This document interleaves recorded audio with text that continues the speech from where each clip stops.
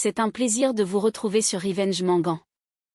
Aujourd'hui, l'histoire que je partage avec vous se déroule en France, en Île-de-France.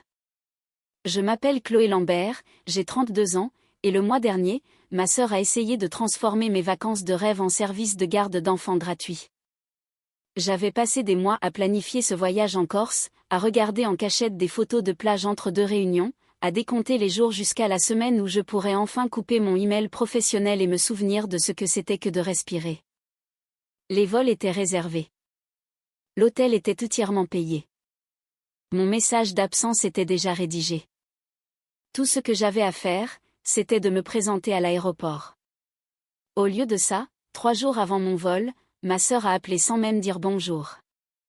Elle est entrée directement dans le vif du sujet, expliquant que sa nounou avait annulé, que les enfants étaient en vacances scolaires et que ça tombait parfaitement bien parce que je n'avais qu'à rester chez elle pour la semaine.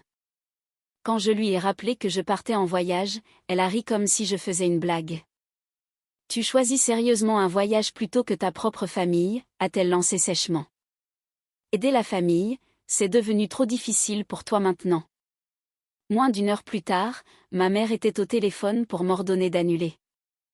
Mon père me traitait d'égoïste.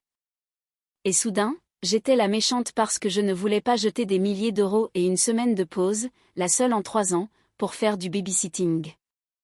Je n'ai pas crié. Je ne les ai pas suppliés de comprendre. J'ai fini de faire ma valise, j'ai imprimé ma carte d'embarquement et j'ai pris cet avion. Et quand je suis rentrée chez moi, je suis entrée dans mon appartement, j'ai regardé autour de moi et je me suis figée. Ma sœur n'avait pas seulement essayé de me faire culpabiliser. Elle avait franchi une ligne qu'elle ne peut plus effacer. Si vous pensez que refuser de garder des enfants ne peut pas mener à la police, aux tribunaux et à une famille complètement brisée, continuez d'écouter. Si ça avait été la première fois que ma sœur me demandait un service, j'aurais peut-être cédé. Mais ce n'était pas une urgence exceptionnelle. C'était une habitude qui s'était installée depuis des années. Manon a 3 ans de plus que moi. Quand nous étions enfants, elle était comme ma meilleure amie intégrée. Nous partagions une chambre, des vêtements, nous nous murmurions nos secrets sur nos amours d'enfance sous les couvertures. À l'époque, c'était elle qui me protégeait des brutes, qui me donnait en douce un dessert supplémentaire, qui me disait que je pouvais tout faire. Quelque part entre son mariage, la naissance de ses 2 enfants et mon installation dans mon propre appartement à Paris, cette énergie de grande sœur s'est transformée en autre chose. Au début, c'était de petites choses. Dis, tu peux passer chercher Léo à l'école ? David est coincé au travail, ou Léa a de la fièvre et je suis épuisée. Tu peux prendre des médicaments en passant ? Ça ne me dérangeait pas. J'adore mon neveu et ma nièce, et mon travail d'organisatrice d'événements est assez flexible pour que je puisse parfois partir un peu plus tôt. Mais les demandes n'ont cessé de grandir. Des samedis soirs entiers disparaissaient parce qu'elle m'envoyait un texto 1 heure avant de partir au travail. « T'es dispo, non ? J'ai besoin que tu restes avec les enfants. » Si j'hésitais, elle me rappelait la fois où elle m'avait aidé à déménager. Comme si c'était un crédit de garde d'enfants à vie qu'elle continuait d'encaisser.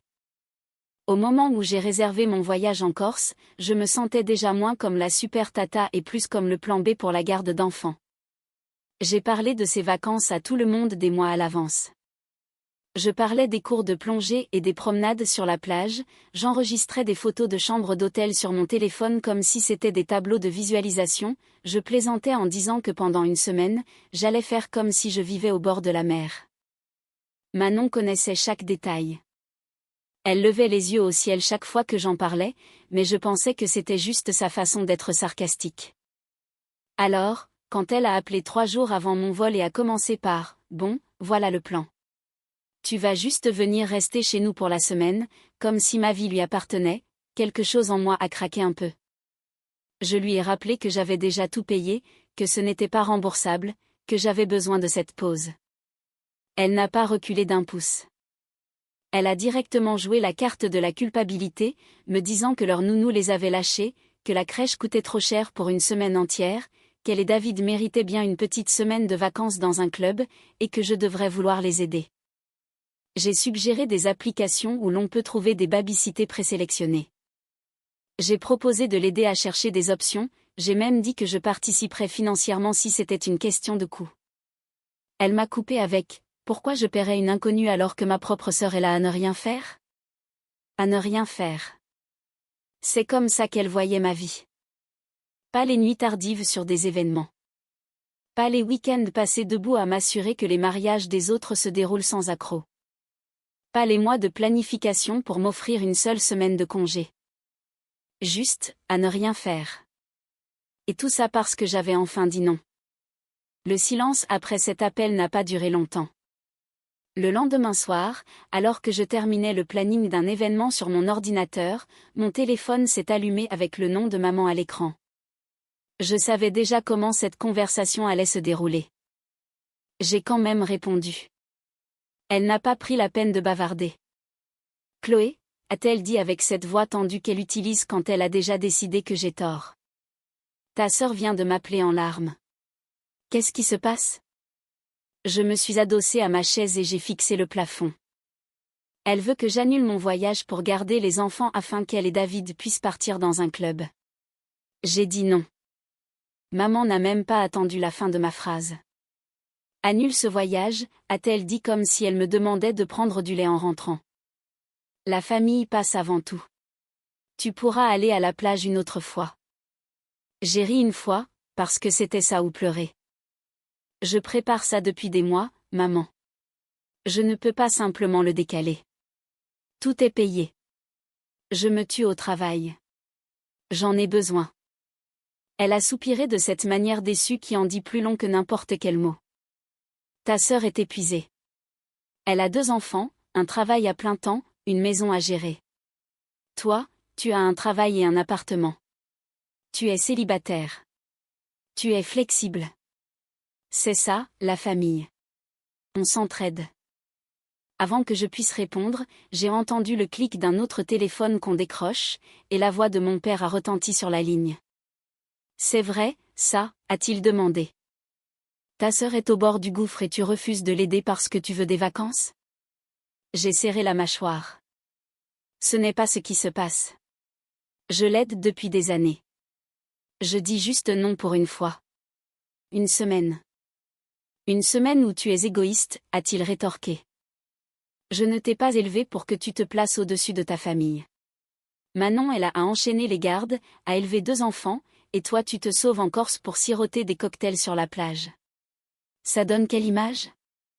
Je sentais mon visage chauffer même s'il ne pouvait pas me voir. Ça donne l'image d'une femme adulte qui a le droit de dépenser son propre argent pour quelque chose qu'elle planifie depuis 6 mois, ai-je dit, en essayant de garder ma voix stable. Ça donne l'image que j'aime mon neveu et ma nièce, et que je l'ai prouvé maintes et maintes fois, mais que je ne suis pas leurs parents. Maman est revenue à la charge. Chloé, annule simplement le vol. Tu peux avoir un avoir. Tu iras une autre fois. Ta sœur a besoin de toi maintenant. Elle a dit ça comme si c'était la réponse la plus évidente du monde, comme s'il n'y avait pas de réservation non remboursable, de congé posé, et le fait que j'étais à une crise de nerfs près du burn-out. J'ai regardé le petit tiroir de mon buffet où j'avais caché 2 enveloppes, la surprise que je gardais depuis des semaines. Mon cœur battait si fort que je l'entendais dans mes oreilles. Vous savez quoi, ai-je dit lentement. Il y a quelque chose que je voulais vous dire. Je me suis approchée, j'ai ouvert le tiroir et j'ai tenu les enveloppes même s'il ne pouvait pas me voir. Ce voyage, ce n'était pas seulement pour moi. Il y a eu une pause sur la ligne. Qu'est-ce que tu veux dire, a demandé papa. J'ai pris une profonde inspiration. J'ai acheté 3 billets. J'ai réservé une chambre plus grande. Le plan, c'était que vous veniez avec moi, papa et toi. J'allais vous faire la surprise. Je pensais que vous aussi, vous aviez besoin d'une pause. Le silence, cette fois, était différent. Je pouvais les imaginer se regardant l'un l'autre. Maman a été la première à parler, sa voix soudainement plus douce. Tu as fait ça? Oui, ai-je dit. Je voulais faire quelque chose de gentil. Vous n'avez pas eu de vraies vacances depuis des années. Je pensais qu'on pourrait y aller ensemble, juste nous 3. Papa s'est éclairci la gorge. Quand il a reparlé, son ton cassant avait disparu. Il a commencé à poser des questions. Quels étaient les horaires des vols? Quel hôtel? Qu'est-ce qu'on ferait là-bas? Je leur ai parlé de l'excursion en bateau que j'avais réservée, de la réservation pour dîner au bord de l'eau, du petit restaurant de spécialité dont tout le monde parlait. Quand nous avons raccroché, maman semblait excitée. Papa blaguait déjà sur le fait d'acheter un chapeau de paille. Et pas une seule fois ils ne m'ont redit d'annuler. 10 minutes plus tard, mon téléphone a vibré. Un texto de Manon. Bien joué, écrivait-elle, les acheter avec des billets d'avion. Au moins, je sais où je me situe. J'ai fixé le message pendant un long moment. Mes doigts ont survolé le clavier, prêts à expliquer, à me défendre, à lui rappeler que c'était le plan depuis le début. Puis j'ai posé le téléphone. Pour une fois, je n'ai pas expliqué. Je n'ai pas argumenté. Je l'ai laissé être en colère et j'ai maintenu mes plans, exactement comme ils étaient. Je ne vais pas mentir. Quand l'avion a enfin atterri en Corse, je m'attendais à moitié à ce que mon téléphone s'allume avec une dernière bombe de culpabilité de Manon. Au lieu de ça, je n'avais que quelques emails de travail et un texto de mon père disant « On vient d'atterrir aussi. On se voit à l'hôtel. » Pour la première fois depuis longtemps, je me suis laissé envahir par l'excitation. À l'hôtel, voir mes parents entrer dans le hall avec leurs petites valises à roulettes, regardant autour d'eux comme des enfants lors de leur première sortie scolaire, a fait que chaque dispute en valait la peine. Ma mère n'arrêtait pas de dire que l'endroit était trop chic, et mon père plaisantait en disant qu'il ne partirait jamais si le petit déjeuner était gratuit. Ce premier soir, nous nous sommes promenés le long du port, le ciel se teintant de rose et d'or. Mes parents s'arrêtaient tous les quelques mètres pour montrer des bateaux ou des mouettes. Au dîner, maman a goûté de la charcuterie corse pour la première fois et a annoncé qu'elle avait vécu dans l'ignorance toute sa vie. Papa a commandé une boisson avec un petit parasol et a fait semblant de ne pas aimer, tout en savourant clairement chaque gorgée. Entre deux éclats de rire en les regardant, je jetai un œil à mon téléphone. Rien de Manon. Pas de « j'espère que vous vous amusez bien ». Pas de commentaires passifs-agressifs, juste rien. Le deuxième jour, lors de l'excursion en bateau que j'avais réservée, maman s'est tenue à la rambarde, le vent dans les cheveux, les yeux brillants, et a murmuré « Merci, ma chérie ». Je ne réalisais pas à quel point j'en avais besoin. Papa a pris une centaine de photos floues et n'arrêtait pas de dire « J'arrive pas à croire qu'on est vraiment là ». Ce soir-là, maman a posté une des photos les moins floues de nous trois sur Facebook, avec une légende simple comme « La Corse avec ma fille chérie » et un emoji cœur. J'ai vu des cousins et de vieux amis de la famille commenter, disant à quel point nous avions l'air bien. Le nom de Manon n'est jamais apparu, mais je savais qu'elle le verrait. Je me suis dit que ce silence signifiait qu'elle s'était calmée. Peut-être qu'elle avait honte. Peut-être qu'elle avait réalisé qu'elle avait trop poussé. Mais dans les moments calmes, allongée dans le lit de l'hôtel avec le bourdonnement de la climatisation, je ne pouvais pas me défaire du sentiment que ce n'était pas fini. Manon n'est pas du genre à laisser tomber. Pourtant, j'ai repoussé cette pensée. Je suis allée à la plage avec mes parents, j'ai regardé mon père retrousser obstinément son jean au lieu d'acheter un maillot de bain, j'ai laissé ma mère m'entraîner dans les boutiques de souvenirs pour regarder des mugs et des magnets. Pendant une semaine, je me suis permis d'être une fille et une touriste, au lieu de la baby-sitter de garde. Le dernier jour, mes épaules s'étaient détendues. Mon cerveau avait enfin cessé de tourner entre le travail et les drames. Dans l'avion du retour, maman s'est endormie sur mon épaule et papa ronflait doucement de l'autre côté de l'allée. Et je me souviens avoir pensé, peut-être que ce voyage a réparé plus de choses que je ne le pensais. Ce sentiment a duré jusqu'à ce que mon VTC s'arrête devant mon immeuble à Paris. Le hall était le même. Le couloir sentait la même chose. J'ai traîné ma valise jusqu'à ma porte, j'ai tapé le code et je l'ai ouverte avec le mouvement facile et automatique de quelqu'un qui rentre chez soi. Puis j'ai vraiment regardé à l'intérieur. Mon salon avait l'air d'avoir été soulevé et secoué. Les coussins du canapé par terre, les tiroirs à moitié ouverts, une lampe renversée sur le côté. De là où je me tenais, je pouvais voir la porte de ma chambre ouverte. Ma boîte à bijoux était retournée sur la commode, son contenu éparpillé. Pendant une seconde, mon cerveau a refusé de comprendre. Je suis restée là, la poignée de ma valise toujours à la main, entendant les battements de mon propre cœur. J'avais fait mon voyage quand même, exactement comme tout le monde disait que je ne devrais pas. Et pendant mon absence, quelque chose ou quelqu'un s'était assuré que je le paierais. Pendant un instant, j'ai honnêtement pensé que j'avais peut-être juste oublié de ranger avant de partir. C'est dire à quel point mon cerveau luttait contre ce que mes yeux voyaient. Puis les détails ont commencé à clocher. Le tiroir sous la télévision où je garde mon passeport était ouvert juste un peu trop. La porte du placard d'entrée était entr'ouverte. Une manche d'une veste d'hiver était coincée dans le cadre, comme si quelqu'un l'avait fermée à la hâte. Ma gorge s'est asséchée. J'ai lâché ma valise et je suis entrée lentement, comme si bouger trop vite allait empirer les choses. Mon ordinateur portable professionnel n'était pas sur la table basse où je l'avais laissé. Le câble de chargement pendait du bord, comme si quelqu'un l'avait arraché sans prendre la peine de l'enrouler. Dans ma chambre, la boîte à bijoux que ma mère m'avait offerte pour mes 25 ans gisait sur le côté, ses petits compartiments en velours vide. Le tiroir supérieur de ma commode était ouvert, sous-vêtements et t-shirt à moitié renversés. Je suis allée directement au petit tiroir sous ma télévision où je garde mes documents importants et mon passeport. Vide. C'est à ce moment-là que mon estomac s'est retourné. Ce n'était pas juste une fouille désordonnée. Quiconque était entré ici savait exactement où chercher. Je suis restée là, tremblante, puis une seule pensée a percé la panique. Les caméras. Après une alerte à l'effraction dans notre immeuble l'année dernière, j'avais installé une petite caméra connectée dans un coin du salon et une autre dans le couloir, pointée vers ma porte d'entrée. C'était surtout pour avoir l'esprit tranquille. Maintenant, c'était la seule chose qui m'empêchait de m'effondrer. Mes mains ont un peu tremblé en sortant mon téléphone et en ouvrant l'application. J'ai fait défiler la semaine jusqu'à ce que je le voie.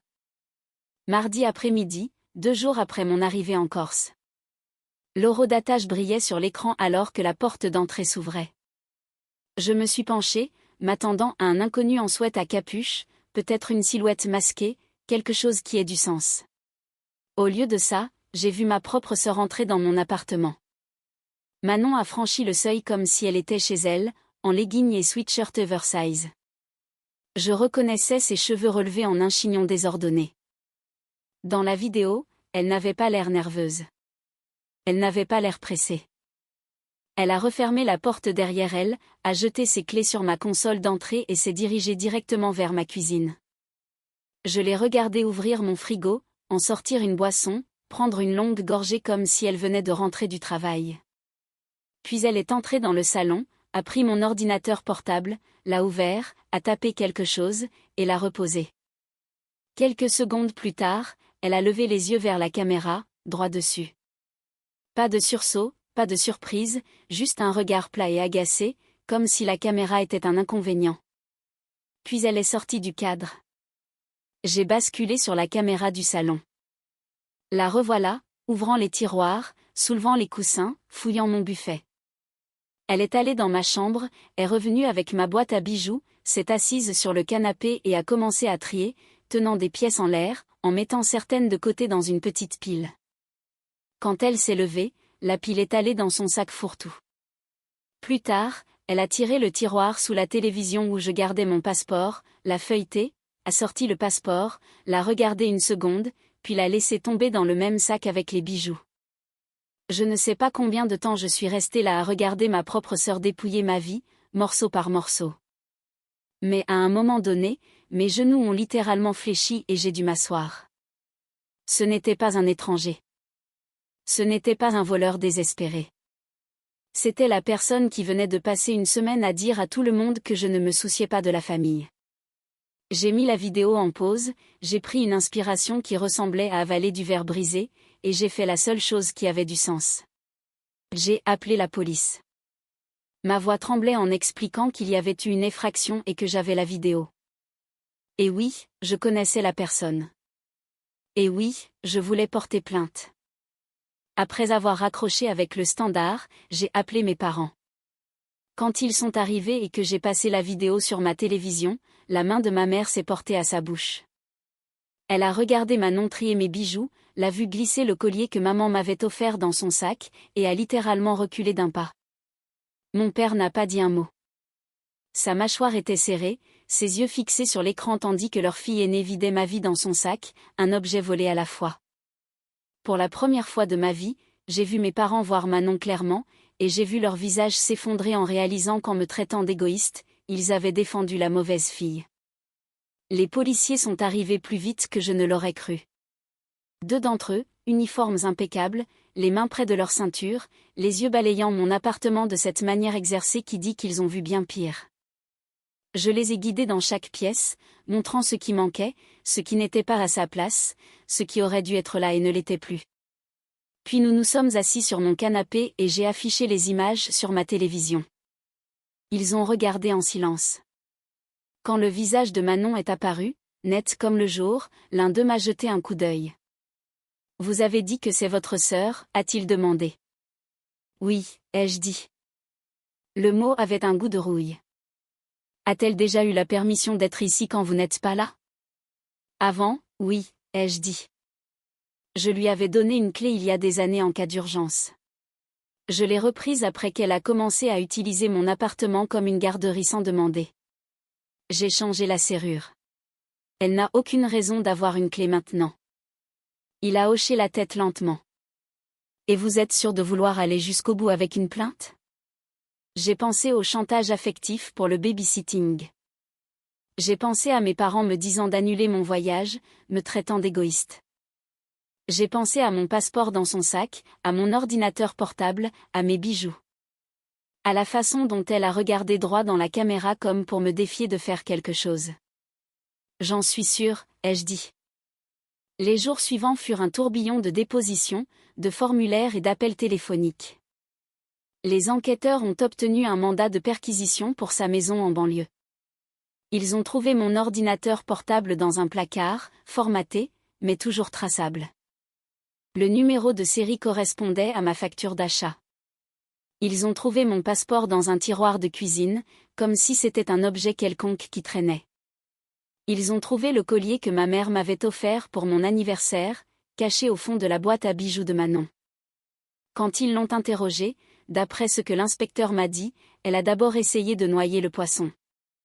Elle a dit qu'elle était seulement venue vérifier que tout allait bien chez moi pendant mon absence, qu'elle empruntait quelques trucs jusqu'à mon retour, que nous partagions tout en tant que sœurs et que c'était juste un malentendu qui avait pris des proportions démesurées. Puis ils lui ont montré la vidéo. L'inspecteur a dit que son visage avait changé quand elle s'est vue à l'écran.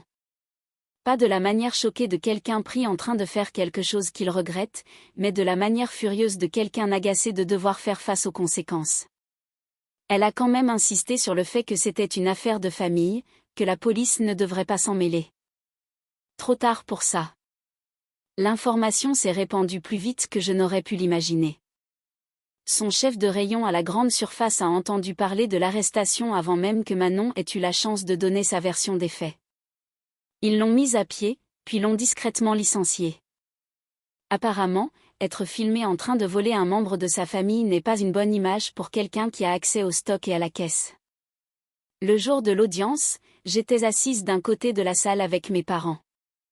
Manon était assise de l'autre avec son avocat commis d'office, la mâchoire serrée, le regard droit devant elle.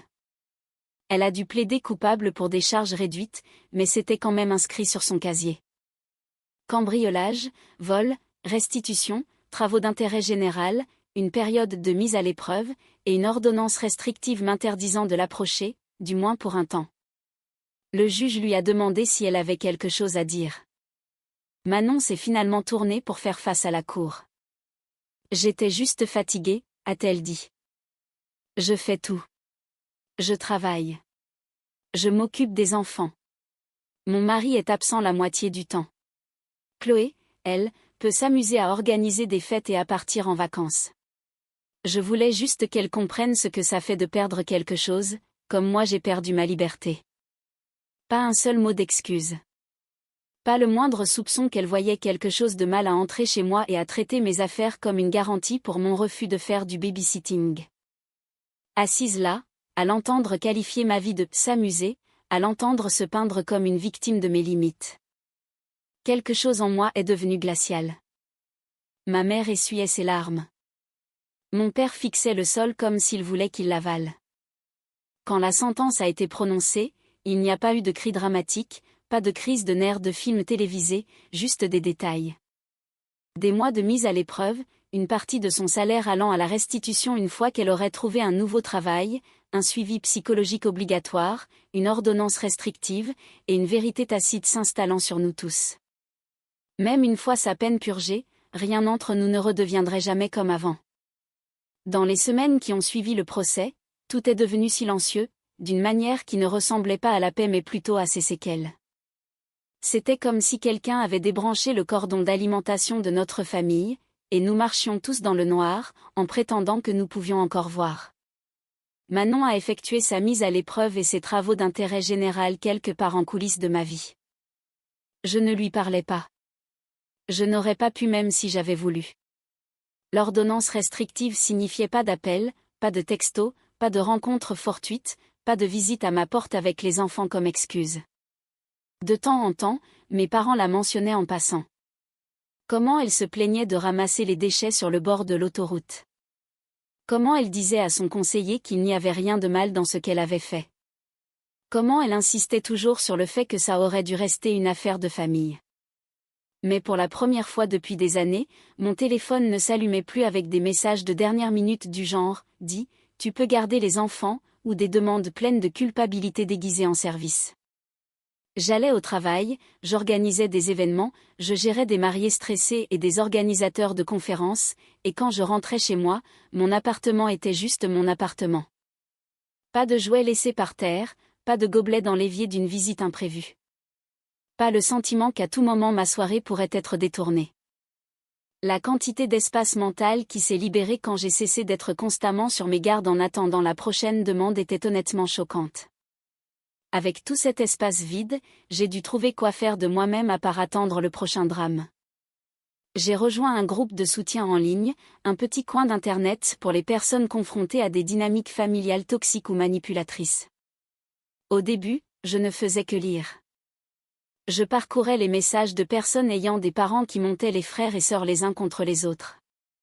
Des frères et sœurs qui traitaient le statut de « célibataire » comme une carte de crédit qu'ils pouvaient utiliser chaque fois qu'ils avaient besoin de main-d'œuvre gratuite. Histoire après histoire semblait inconfortablement familière. La cousine qui n'appelait que lorsqu'elle avait besoin d'argent. Le frère qui s'attendait à ce que sa sœur laisse tout tomber pour ses enfants parce qu'elle n'avait pas encore de « vraie famille ». C'était comme si quelqu'un avait pris des morceaux de ma vie et les avait traduits dans la voix d'autres personnes. Finalement, j'ai commencé à partager aussi. Pas toute l'histoire d'un coup, juste des bribes. Comment, tu es flexible, était devenu un code pour, tes plans n'ont pas d'importance. Comment chaque refus était accompagné d'un sermon. Comment ma sœur était entrée chez moi avec un double des clés et en était ressortie avec mon passeport. Les gens ne m'ont pas dit que j'avais surréagi.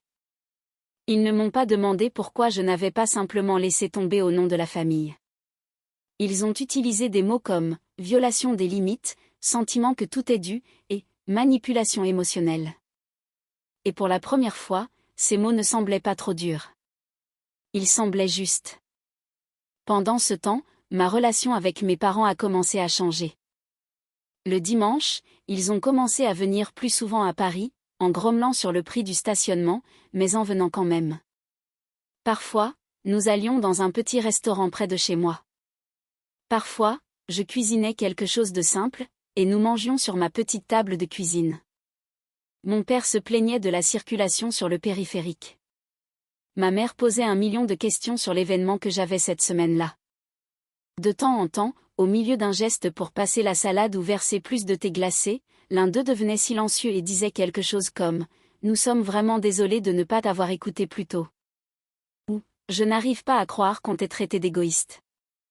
Les premières fois, ces commentaires piquaient plus qu'ils n'apaisaient. Une partie de moi voulait leur lancer « Vous auriez pu me croire quand ce n'était que ma parole ». Mais une autre partie de moi savait qu'au moins maintenant, ils le voyaient par eux-mêmes, sans que j'aie à me contorsionner pour le prouver. Je ne suis pas sûre que le ressentiment disparaîtra un jour complètement, mais je sens qu'il relâche son emprise. Je ne suis jamais redevenue la baby-sitter de garde. Même après l'expiration de l'ordonnance restrictive, j'ai maintenu mes limites. J'ai envoyé des cadeaux d'anniversaire à ma nièce et à mon neveu par la poste. Des livres, des petits kits de bricolage, des choses que leur mère ne pouvait pas transformer en armes. Mais je ne suis pas allée chez eux. Je ne me suis pas assise sur le canapé de Manon en prétendant que je ne me souvenais pas de mon ordinateur portable dans son placard, de mon passeport dans son tiroir. Ces enfants ne méritent pas d'être punis pour les choix de leur mère. Mais je ne mérite pas de retourner dans une situation qui a déjà prouvé qu'elle n'est pas sûre pour moi. Les aimer et me protéger en même temps est un équilibre étrange, mais c'est un équilibre que je suis enfin prête à maintenir. La plus grande leçon dans tout cela était laide et simple. On est une famille, n'est pas un passe-droit. Ça n'efface pas le respect de base. Ça ne signifie pas que vous devez à quelqu'un votre temps, votre argent, votre santé mentale ou les clés de votre porte d'entrée simplement parce que vous partagez le même ADN. La vraie famille, qu'elle soit de sang ou non, ne vous punit pas d'avoir votre propre vie. Ils peuvent être déçus parfois. Bien sûr, ils peuvent souhaiter que vous ayez fait un choix différent, mais ils n'entrent pas par effraction chez vous pour marquer un point parce que vous avez osé dire non. Appeler la police pour ma propre sœur a été l'une des décisions les plus difficiles que j'ai jamais prises. Et il y a encore des jours où je regrette d'avoir été mise dans une position où je devais la prendre. Mais chaque fois que je déverrouille ma porte d'entrée maintenant et que je sais exactement qui a accès à mon espace, chaque fois que je dis non sans écrire un essai de 3 paragraphes pour me justifier, je sais que j'ai fait le bon choix. Fixer des limites ne fait pas de vous une personne sans cœur. Cela signifie que vous avez enfin réalisé que votre sécurité et votre santé mentale comptent. Même lorsque la personne qui vous fait du mal partage votre nom de famille. Et si quelqu'un de votre famille était à ma place, si votre propre frère ou sœur entrait chez vous parce que vous n'avez pas voulu garder ses enfants et traitait tout ce que vous possédez comme une garantie pour son ressentiment, que lui diriez-vous de faire? Lui demanderiez-vous vraiment de pardonner et d'oublier au nom de la famille? Ou y a-t-il une ligne qui, une fois franchie, signifie qu'il n'y a tout simplement aucun retour en arrière possible? Notre équipe chez Revenge Mangan se consacre à la création de scénarios significatifs, émouvants et basés sur des histoires qui maintiennent l'engagement des spectateurs tout en restant authentiques. Toutes nos histoires de vengeance sont entièrement fictives et créées dans le but de partager des leçons de vie et des messages éducatifs positifs avec notre public. Ce scénario met en lumière l'importance des limites personnelles, montrant aux spectateurs que dire non, même à sa famille, est parfois nécessaire pour la santé mentale et la sécurité. Il enseigne également que l'amour ne signifie pas accepter la manipulation ou l'abus, et que les actions ont des conséquences réelles, même au sein d'une famille. À travers cette histoire de vengeance familiale, les spectateurs sont encouragés à réfléchir au respect, à la responsabilité et à ce à quoi de saines relations familiales devraient vraiment ressembler.